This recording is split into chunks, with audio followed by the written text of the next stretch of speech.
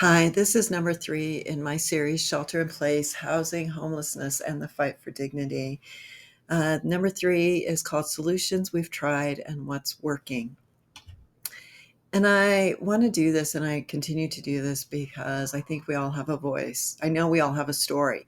We don't all have an opportunity to use our voice to tell our story, and sometimes we need someone else to amplify our voice in order for our story to be told. I want to give homage to the many people who have come before me and done this before me and who continue to do it. The more that we encourage each other to speak up, the better off we're all going to be. Let's do it in a loving, compassionate, rational, reasonable way.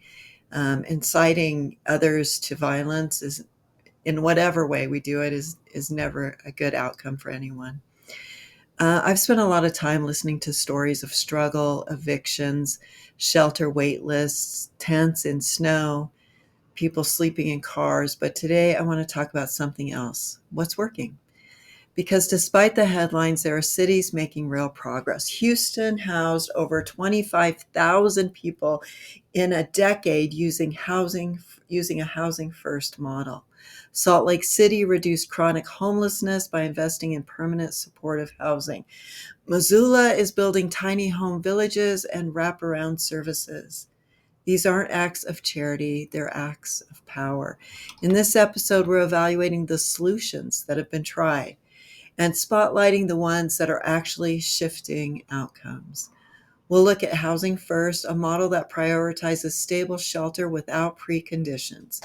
We'll explore rent control, tenant protections, and eviction moratoriums that keep people housed, and we'll dig into community land trusts, co-housing, and mutual aid solutions that redistribute ownership and build collective resilience.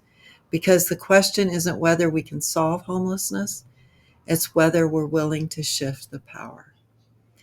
What if the solution isn't more charity, but more authority to live and make our own self-determination?